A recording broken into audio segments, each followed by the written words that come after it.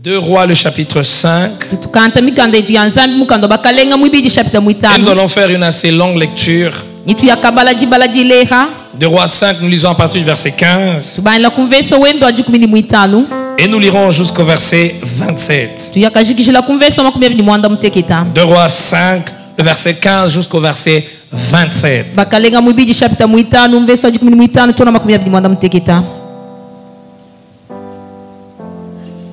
Il est dit ceci. Naaman retourna vers l'homme de Dieu avec toute sa suite. Lorsqu'il fut arrivé, il se présenta devant lui et dit: voici, je reconnais qu'il n'y a point de Dieu sur la terre si ce n'est en Israël. Et maintenant, accepte, je te prie, un présent de la part de ton serviteur. Élisée répondit: l'Éternel dont je suis le serviteur est vivant. Je n'accepterai pas. Naaman les pressa d'accepter, mais il refusa. Alors Naaman dit: puisque tu refuses, permets que l'on donne de la terre à ton serviteur, une charge de 2 mulets, car ton serviteur ne veut plus offrir à d'autres dieux ni holocauste ni sacrifice. Il n'en offrira qu'à l'Éternel. Voici toutefois ce que je te prie.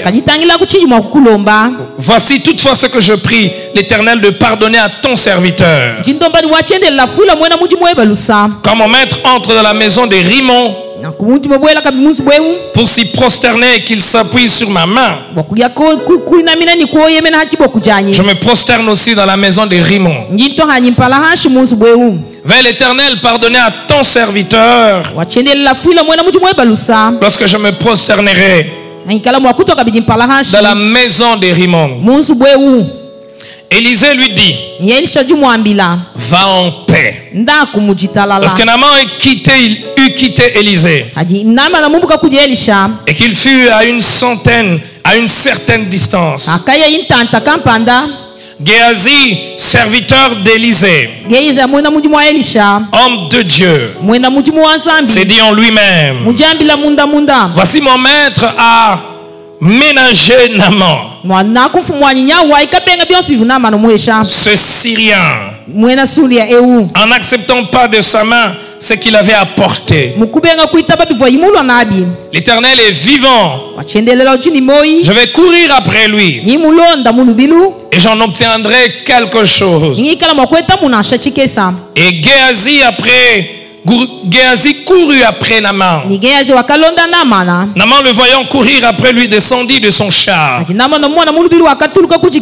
aller à sa rencontre et dit: tout va-t-il bien? Il répondit: tout va bien. Mon maître m'envoie te dire: voici, il vient d'arriver chez moi 2 jeunes gens de la montagne d'Éphraïm, d'entre les fils de prophètes. Donne pour eux, je te prie, un talent d'argent et 2 vêtements en échange. Naaman dit: consent à prendre 2 talents. Il le pressa et il serra 2 talents d'argent dans 2 sacs. Donna 2 habits de réchange et les fit porter devant Géasi par 2 de ses serviteurs. Arrivé à la colline, Géasi les prit de leurs mains et les déposa dans la maison. Il renvoya ces gens qui partirent. Puis il alla se présenter à son maître.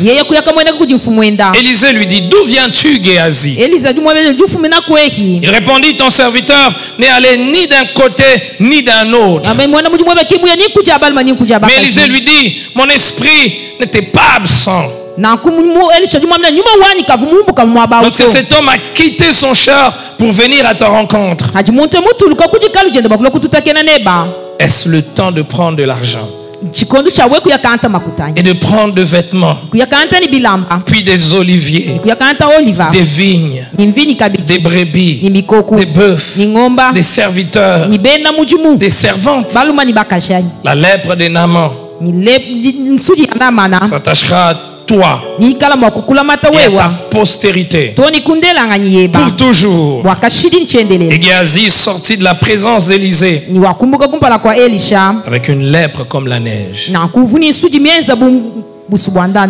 Il est un grand général de son peuple, mais il souffre d'une lèpre, une maladie qui le faisait pleurer,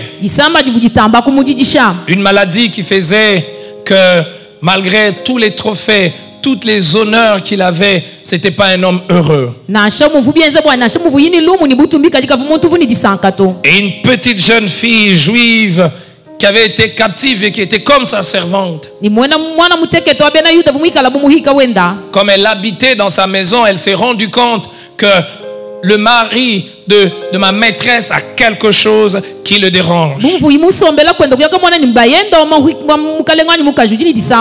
Elle avait été certainement instruite suivant la loi, suivant la voie de Dieu. Elle avait aussi la foi, cette jeune petite fille. Parce qu'il lui fallait de la foi pour dire à sa maîtresse, si mon maître peut aller là en Israël, il sera guéri. Je dis que cela nécessitait de la foi parce que cela représentait un risque pour elle de faire déplacer un homme d'une telle importance et l'amener dans un pays étranger et le faire rentrer sans qu'il ne vive quelque chose.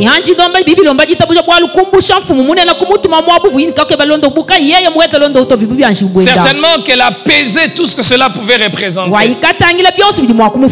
Nous le voyons qu'il était un homme important. La preuve, c'est qu'il ne s'est pas déplacé seul. Il s'est déplacé avec tout un convoi. Et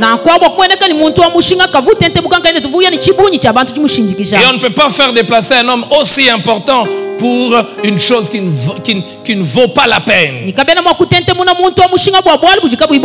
Lorsque Naaman arrive, Naaman était idolâtre.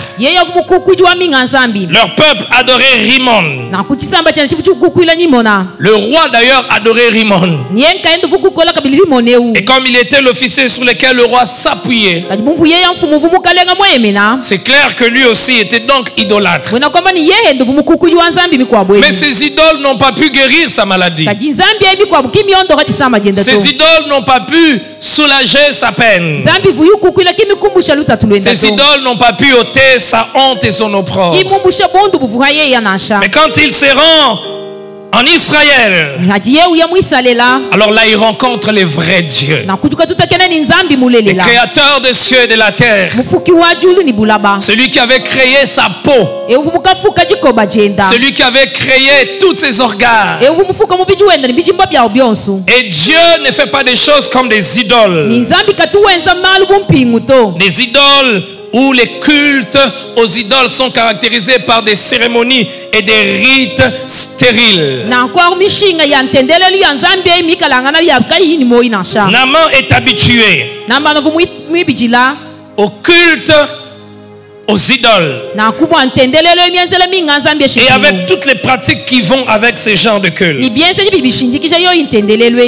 Lorsqu'il arrive devant Élisée, Élisée lui dit, va te jeter. Va te jeter dans l'eau. 7 fois. Va te jeter dans l'eau 7 fois. Élisée ne tremble pas devant Naaman parce qu'il est serviteur de Dieu. J'aime le chapitre 5, le verset 10. Il est dit, Élisée lui fit dire par un messager.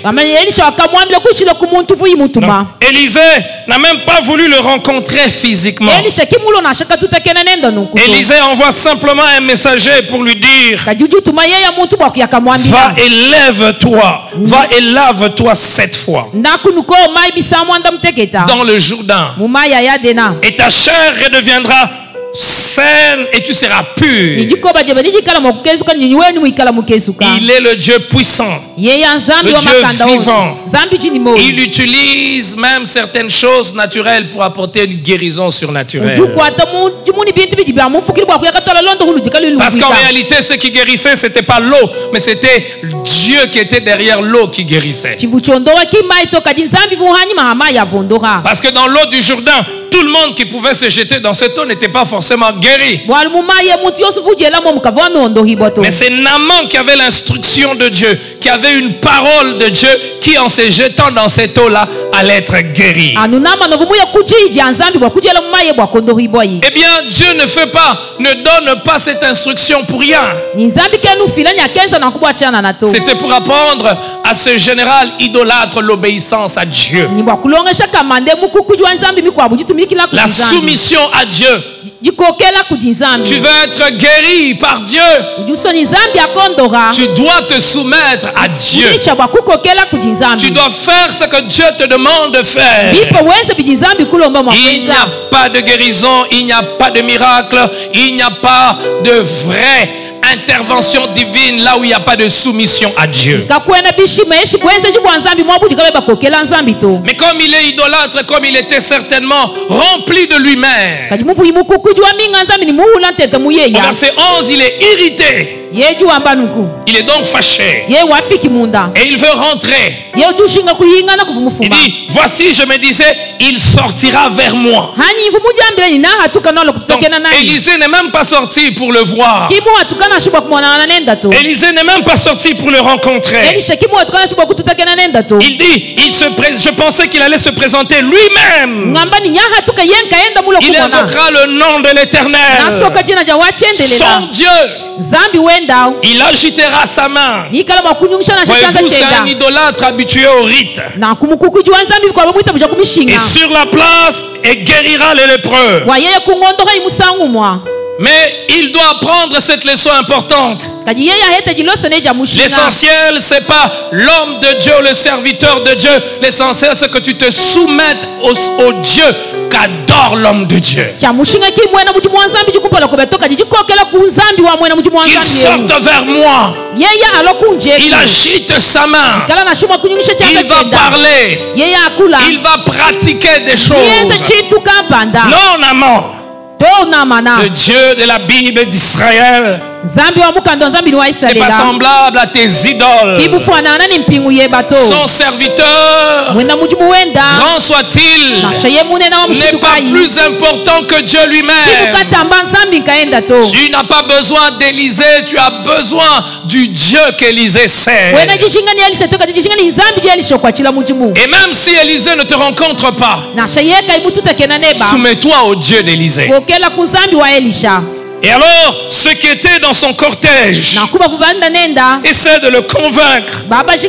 Il avait plusieurs serviteurs. Parce qu'il a même dit, n'y a-t-il pas des eaux à Damas pour que je m'y lave et devenir pur? Ai-je donc fait ce long voyage simplement pour me laver dans l'eau des Israélites? Non, chez nous il y a aussi de l'eau. Oui, chez vous il y a aussi de l'eau. Mais chez vous il n'y a point le Dieu qu'Israël sert. Et le problème ce n'est pas l'eau, mais le problème c'est l'instruction de Dieu. Ses serviteurs lui font comprendre. Ils ont beaucoup de respect pour lui. Et vous savez, les hommes qui sont habitués à être respectés par tout le monde, parfois ils ont tendance à croire que Dieu doit aussi les respecter comme tous leurs serviteurs les respectent. Celui qui est habitué à entendre chaque jour des hommes et des femmes lui dire chef, patron, boss, il pense que même Dieu aussi va lui dire boss, patron. Lorsque vous êtes honoré par tout le monde, n'oubliez pas qu'il y a un aussi au devant duquel vos genoux doivent fléchir. C'est le Dieu d'Israël, le créateur de cieux et de la terre. Et ses serviteurs lui disent, mon père, si le prophète lui demandait quelque chose de difficile, Ne l'aurais-tu pas fait? Oui, ces serviteurs sont conscients que leurs idoles leur demandaient des choses difficiles. Mais la simplicité des instructions divines, la simplicité de voix de Dieu trouble le cœur de l'homme. L'homme veut des choses complexes. L'homme veut des choses compliquées. Et lorsqu'il est en présence de la simplicité de l'évangile, il n'en veut pas. Parce que c'est trop simple pour venir de Dieu. Eh bien, le Dieu de la Bible, le Dieu d'Israël n'a pas besoin d'artifice. Lorsqu'il y a trop de vernis, lorsqu'il y a trop de make-up, lorsqu'il y a trop d'esthétique, il y a quelque chose que l'on veut cacher.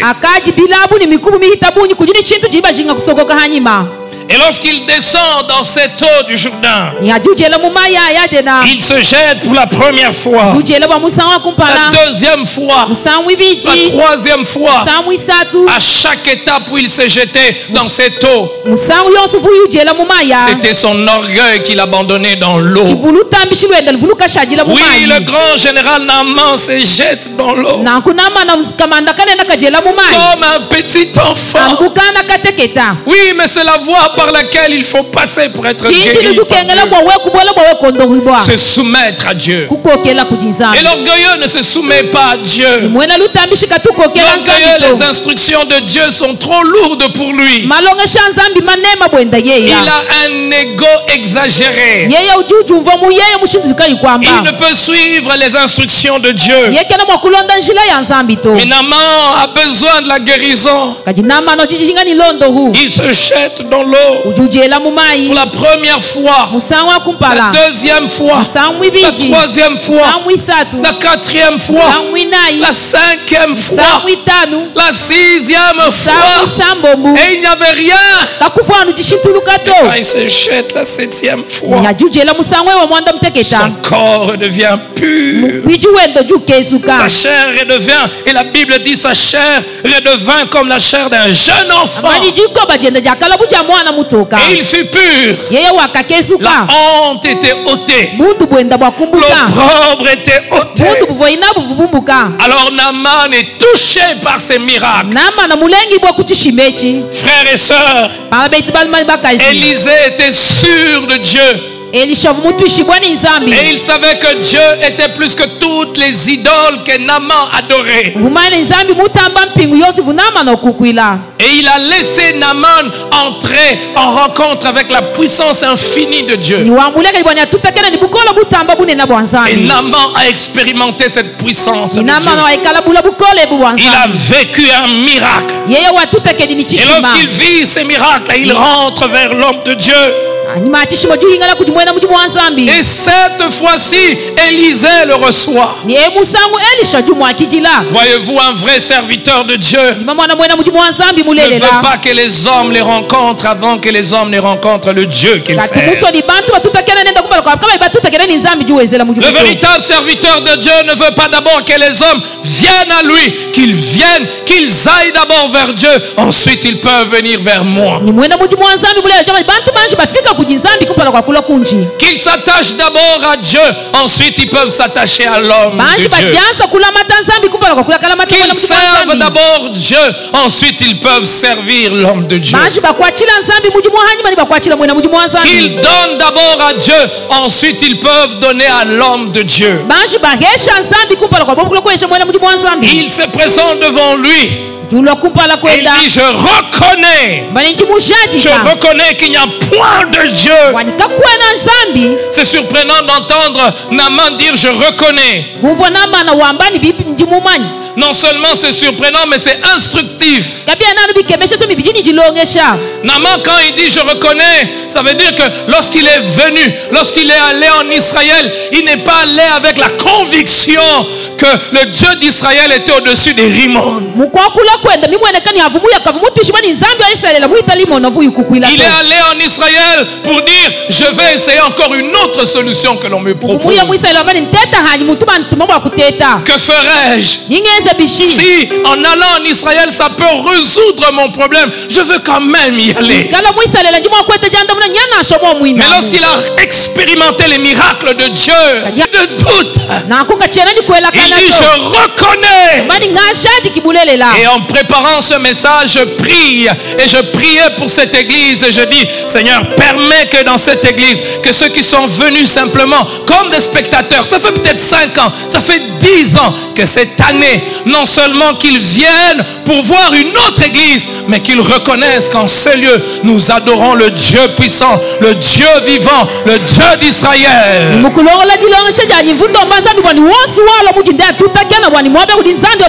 Sur toute la terre, il n'y a point d'autre Dieu. Il est tellement convaincu qu'en Israël, il n'y a point d'autre Dieu, jusqu'au point où quand vous lisez la suite, il va demander à Élisée, j'aimerais qu'on me donne la terre de ces lieux. Qu'on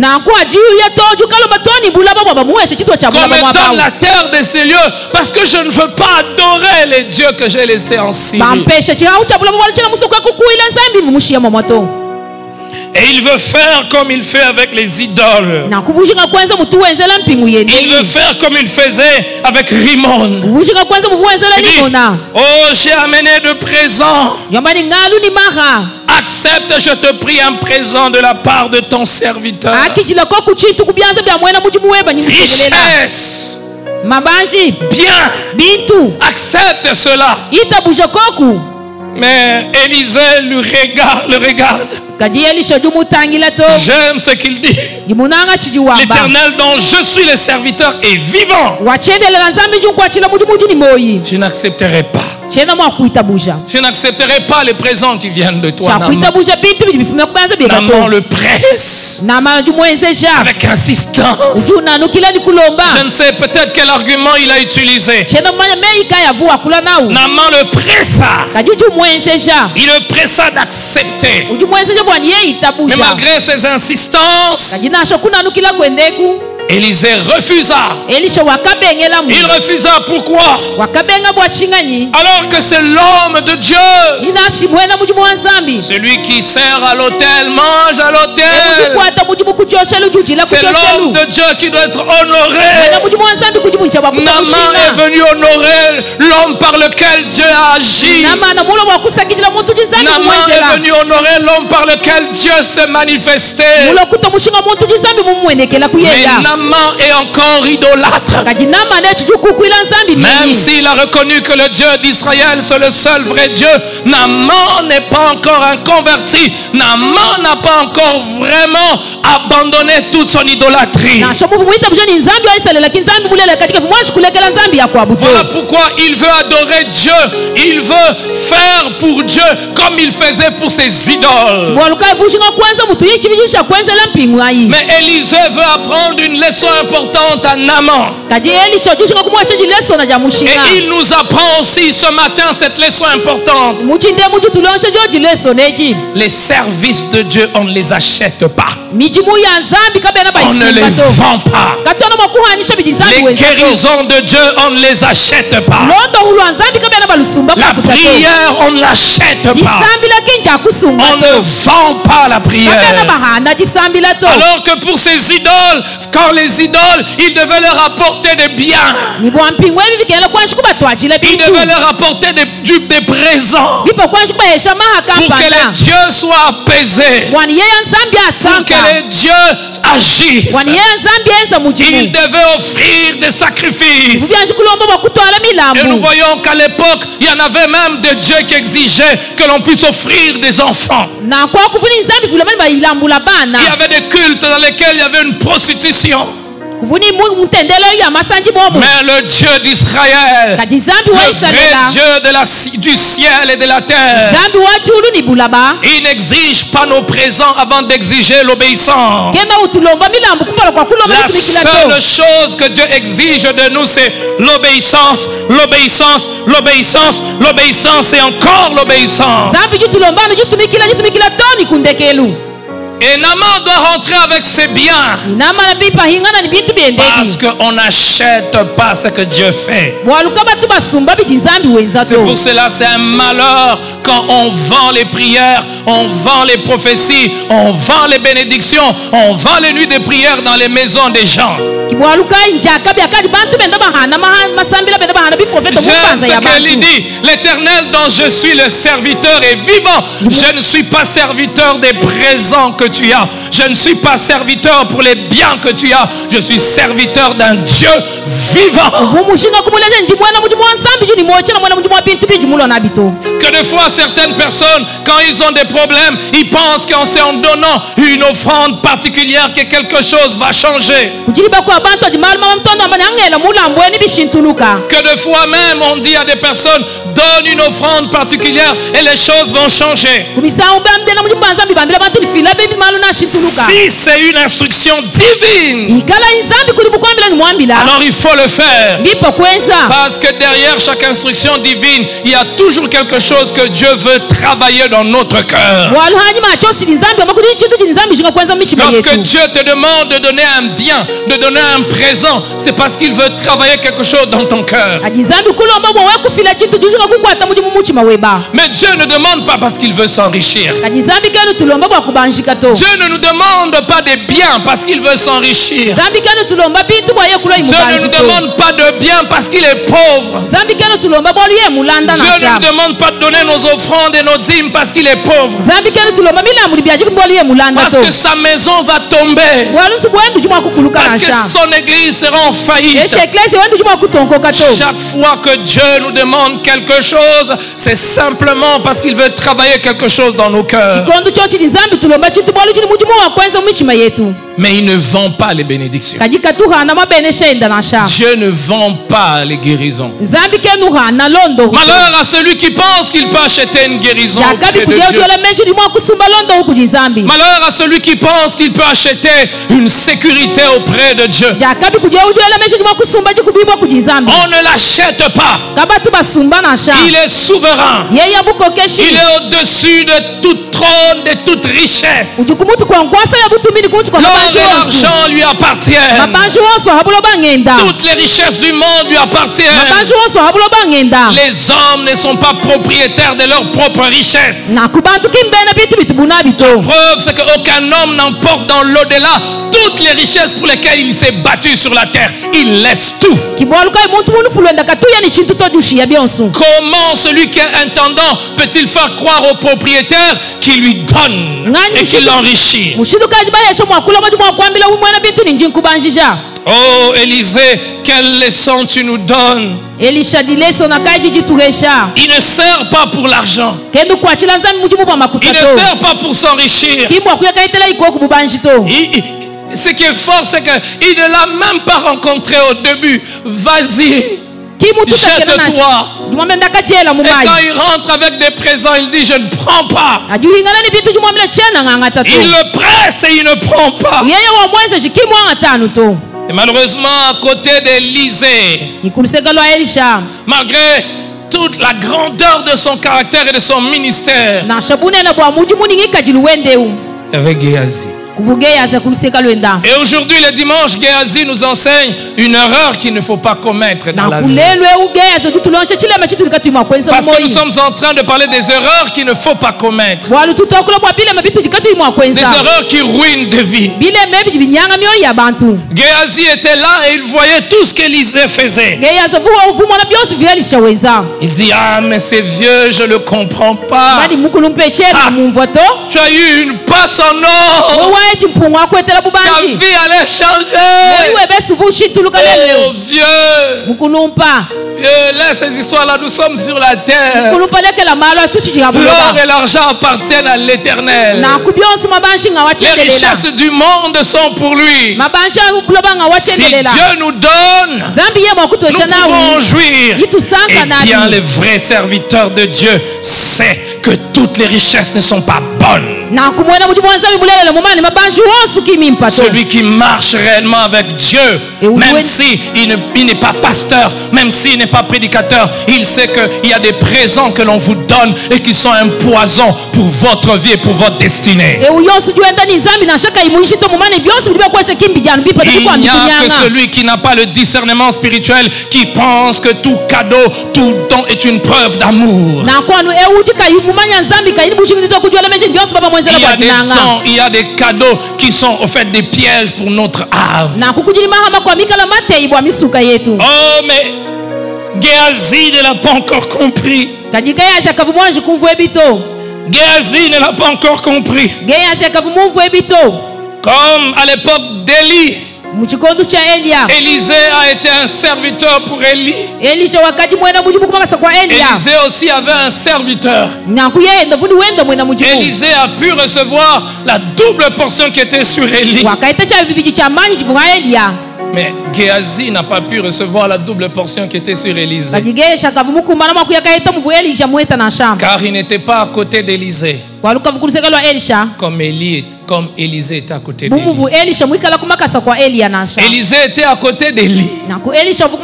Et lorsqu'on lui a posé la question, alors que Élie devait partir, il demande.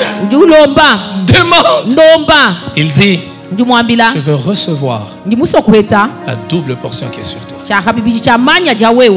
Il n'était pas à côté d'Élie pour la gloire qu'Élie avait, pour les portes qu'Élie pouvait lui ouvrir. Il était à côté d'Élie et il était fasciné par la personne d'Élie.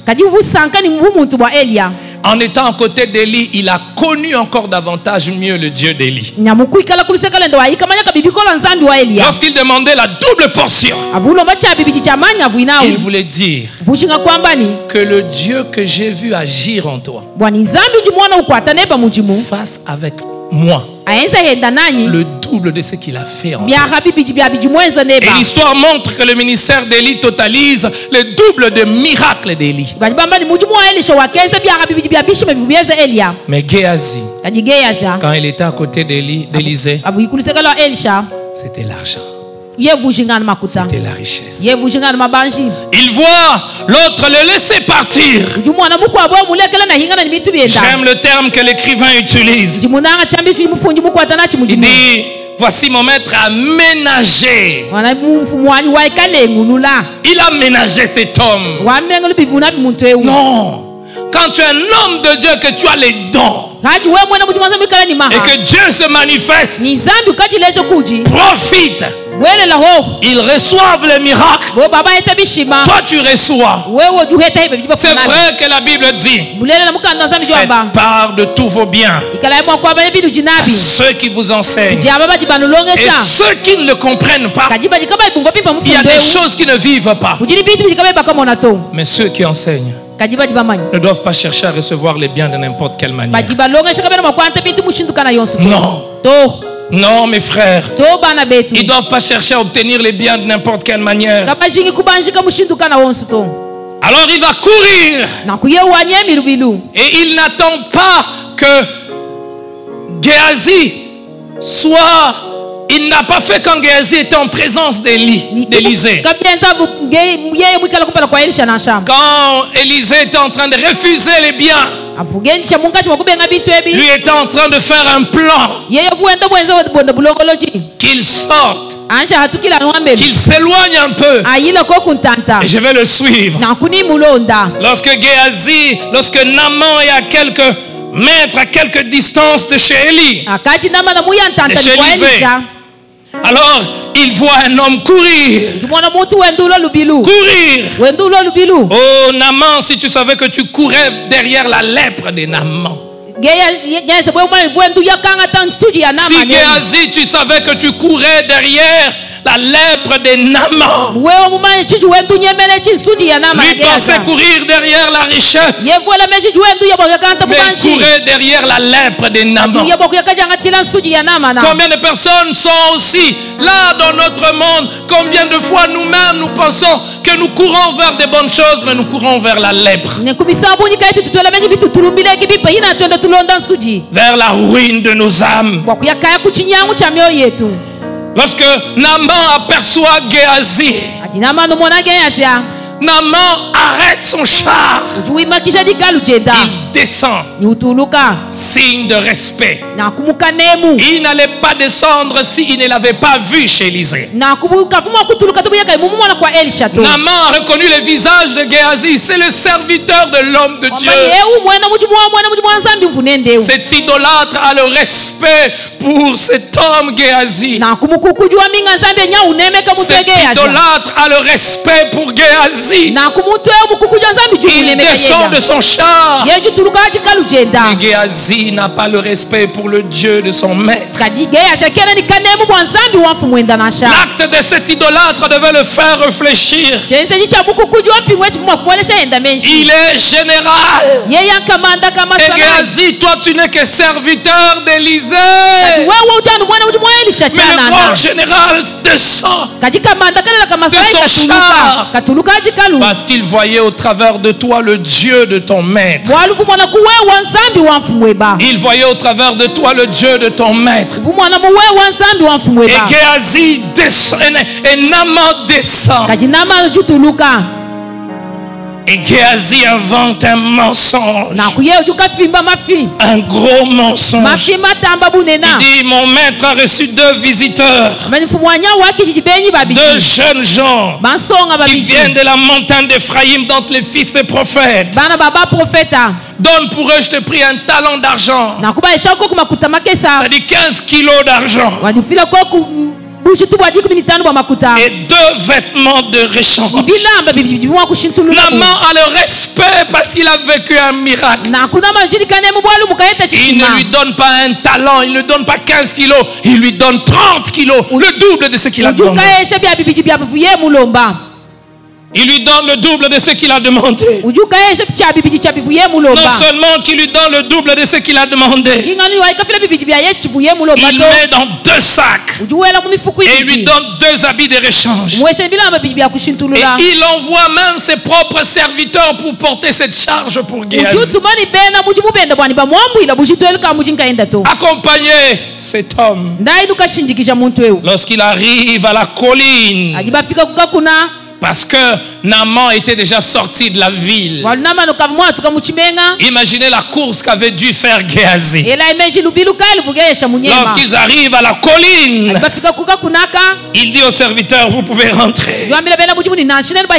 Et là, il est en train de prendre, de tirer 30 kilos. Et il amène cela où? Dans sa maison. Sa maison. Sa maison. Sa maison. Sa maison. Sa maison. Sa maison. Et les membres de sa famille voient Naaman revenir avec 30 kilos d'argent. Ils sont silencieux. Ils ne peuvent pas le dénoncer. Ils n'ont pas le courage de dire que c'est pas correct ce que tu as fait. Ils n'ont pas le courage de dire c'est une mauvaise voie que tu as prise. C'est pour cela après, lorsque une sentence va tomber sur Naaman, ce n'est pas seulement sur Naaman seul. La lèpre s'attachera sur toi et sur toute ta postérité. Permettez-moi d'ouvrir une parenthèse avant de passer à l'application de tout ce que nous tirons comme leçon dans cette histoire. Frères et sœurs, il y a des choses qu'il ne faut jamais ramener dans sa maison. Il y a des pratiques qu'il ne faut jamais faire dans sa maison. Que des gens se prostituent dans leur propre maison. Sa femme est en voyage, mais il prend une autre femme dans la propre maison. Et les enfants seront des prostituées aussi. Que des gens donnent comme nourriture à leurs enfants des choses qui viennent, des moyens qui ne sont pas honnêtes. Nous aurons le temps, si Dieu le permet cette année, de parler de la maison. Il y a des choses qu'on ne fait pas dans sa maison parce que la maison est sacrée. Les enfants, ou même tu causes avec tes concubines dans ta propre maison. Tu fuis ta maison. Tu maudis ta maison. Ta maison, c'est le lieu où des hommes de Dieu sont critiqués. Tu maudis ta maison. Davantage, je suis contre ce type de christianisme qui nous enseigne qu'à respecter que notre propre pasteur. Tout pasteur, toute personne qui serve Dieu, même s'il n'est pas ton pasteur, même s'il n'est pas de ta ville, mérite un respect. Et ma maison et mon salon ne peut être en aucun cas le lieu où la bouche peut être ouverte pour s'attaquer à quelqu'un qui sert vivant.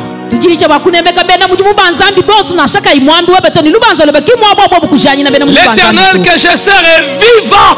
Il est toujours vivant. Il est partout en tout temps et en tout lieu. Il voit tout et il connaît tout. Et parce qu'il voit, il connaît tout. Il y a des choses que l'on ne fait pas dans la maison. Qu'il me soit permis de continuer ma petite parenthèse. Elle n'est plus petite, elle est grande, mais je vais la refermer vite.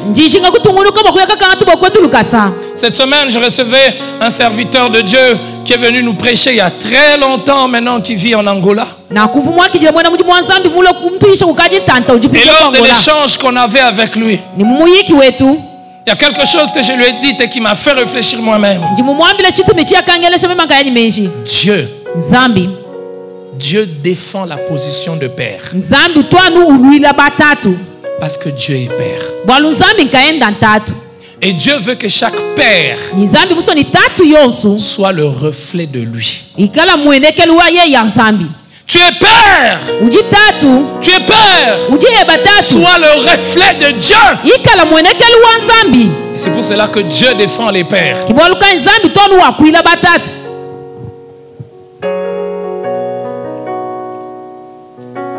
Vous avez déjà remarqué que Dieu prend toujours les parties des pères. Vous avez jamais remarqué ça? Tu as une mère. Dieu ne défend pas l'individu, ta maman physique là, mais Dieu défend cette position là.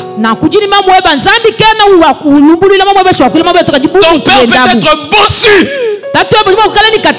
aveugle, mais il a une position qui doit refléter Dieu. Et vous savez quoi? Noé s'est dénudé. Noé avait tort. Mais Dieu n'a pas frappé Noé. Il a frappé les enfants d'Élie. Parce que Dieu, les gens pensent que Dieu avait pris le parti de Noé. Dieu n'a pas pris le parti de Noé. Dieu a défendu la position qu'il a donnée. Je referme vite cette parenthèse. Quand Géasi rentre auprès de l'homme de Dieu, heureux! Il voulait avoir le deuil, s'enrichir et rester à côté d'Élisée. Mais c'est pas possible. C'est pas possible. On doit tous faire le choix.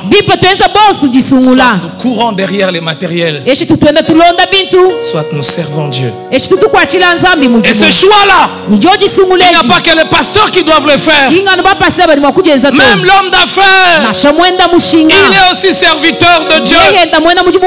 Je suis serviteur de Dieu en faisant des affaires. Je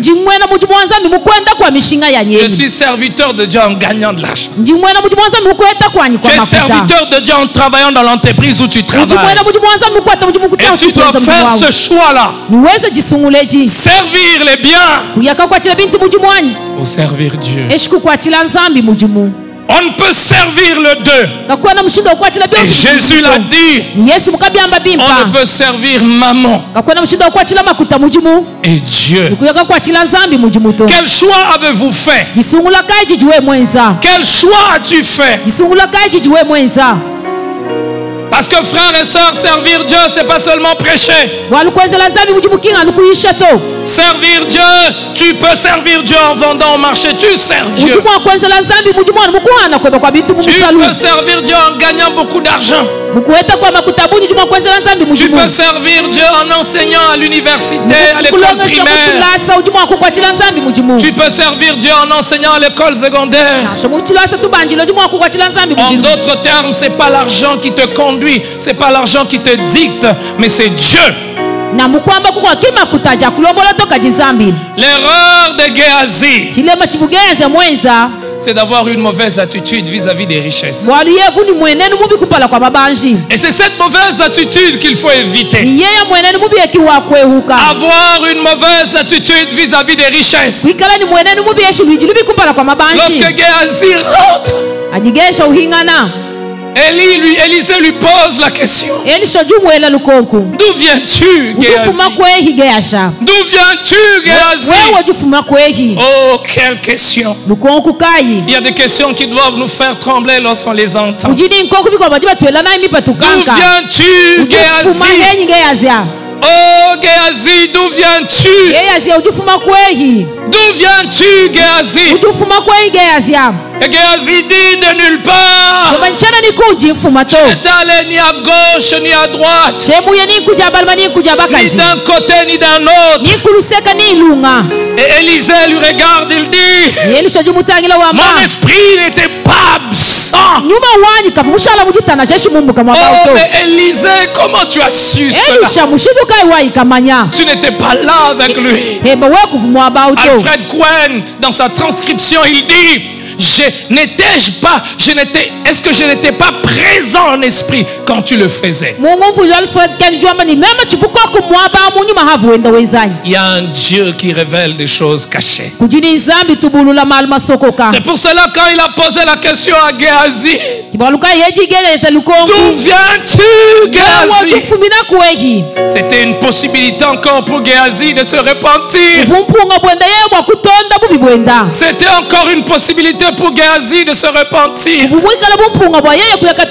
Je l'entends dans mon cœur et dans mon esprit ce matin. Il y a quelqu'un à qui Dieu pose la question ce matin. D'où viens-tu, Géhazi? Au féminin, Géhazi, au masculin. D'où viens-tu? Je viens de me prostituer pour gagner plus d'argent. Réponds honnêtement devant Dieu. D'où viens-tu, Géhazi? Je viens de tromper pour gagner plus d'argent. D'où viens-tu, Géhazi? Je viens de tel endroit. J'ai escroqué quelqu'un. D'où viens-tu, Géhazi? J'ai détourné des biens qui devaient servir à la communauté pour m'enrichir. D'où viens-tu, Géhazi? Il me la pose aussi cette question. D'où viens-tu, Emmanuel? Et je dois réfléchir. Est-ce que je prêche pour m'enrichir? Est-ce que je prêche pour me faire une bonne position sociale? L'œuvre de Dieu n'est jamais un escalier pour monter des niveaux sociaux. L'œuvre de Dieu, c'est le lieu pour des personnes qui ont abandonné leurs rêves, qui ont abandonné leurs ambitions, qui ont abandonné leurs projets pour servir Dieu. L'entends-tu, ma sœur?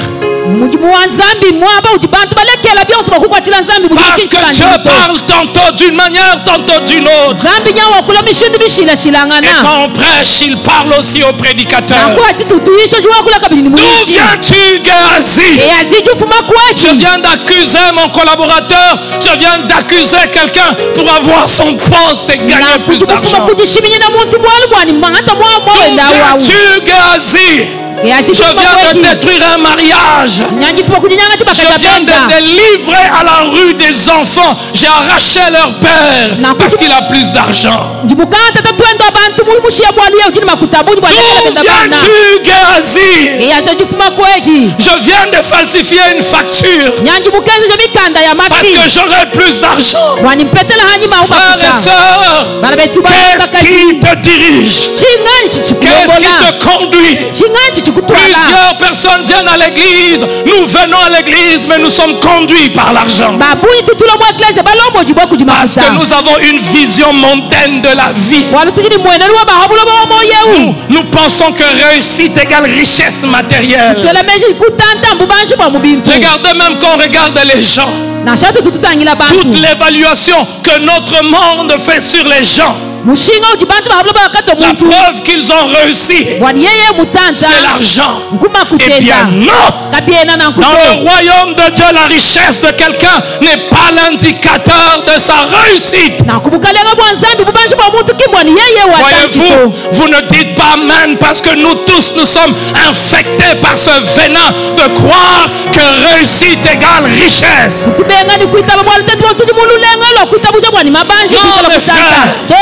Non mes frères, l'apôtre Paul a fini. Il a dit: j'ai combattu le bon combat, j'ai achevé la course. Une couronne de gloire m'est réservée. Une couronne de gloire m'est réservée. On ne parle pas des millions de Paul, on ne parle pas des milliards de Paul. Il a combattu le bon combat. J'ai gardé la foi. Tu as réussi quand tu as gardé la foi. Tu n'as pas réussi parce que tu es devenu populaire. Tu n'as pas réussi parce que tu as bâti des maisons. Tu n'as pas réussi parce que tu roules un véhicule particulier. Tu as réussi si tu as gardé ta foi. Et j'aimerais le dire vite pour lever toute confusion. On peut gagner beaucoup d'argent et garder la foi. On peut construire beaucoup de maisons et garder la foi. Garde la foi. C'est le bien le plus précieux. L'erreur de Géasi, c'est de croire que la réussite égale la richesse. Eh bien non. Je n'aimerais pas seulement avoir beaucoup d'argent, j'aimerais réussir. Et la preuve qu'on a réussi, ce ne sont pas les hommes qui nous donnent cette preuve. C'est le Saint-Esprit qui témoigne à notre cœur que nous avons réussi. Parce qu'il n'y a que le Saint-Esprit qui va dire à ton cœur: tu as combattu le bon combat, une couronne de gloire t'est réservée. Aucun homme ne peut être pour toi l'indicateur que tu as réussi. La preuve que tu as réussi, le Saint-Esprit qui sonde le profondeur de Dieu déposera ce témoignage dans ton cœur. Tu as combattu le bon combat. Vaillant soldat, entre dans le repos de ton maître. D'où viens-tu, Géasi? Tu as sacrifié ta famille pour t'enrichir. D'où viens-tu, Géasi? D'où viens-tu, Géasi? Tu as livré tes enfants au fétiche. Tu as fait des pactes avec des forces occultes pour sacrifier ta descendance. D'où viens-tu, Géasi? J'ai envie de me poser la question et de nous poser cette question. Peux-tu expliquer la provenance de tout ce que tu as dans ta maison? Est-ce que tout ce que tu as dans ta maison, est-ce que tout ce que tu as sur toi maintenant vient de Dieu et vient d'une manière correcte? Est-ce que tout ce que tu as, tout ce que tu possèdes maintenant, tu l'as obtenu d'une manière correcte? Frères et sœurs, tout ce qu'on apporte, tout ce qu'on gagne sans Dieu nous amène la lèpre. Un mariage gagné sans Dieu amène la lèpre. Le succès sans Dieu amène la lèpre. La gloire sans Dieu amène la lèpre. D'où viens-tu, Géasi? D'où viens-tu, Géasi? Qu'y a-t-il dans ta maison, Géasi? Qu'y a-t-il dans ta maison, Géasi? Qu'y a-t-il dans ta maison, Géasi? Cette télévision, tu l'as achetée comment? Cette parcelle, tu l'as achetée comment? Cette maison, tu l'as construite comment? Ce mariage-là, tu as eu comment? Cette réussite, tu l'as eu comment? Cette gloire, tu l'as eu comment? Ce progrès dans tes affaires, tu l'as eu comment? Que Dieu bénisse sa parole. Viens mon frère.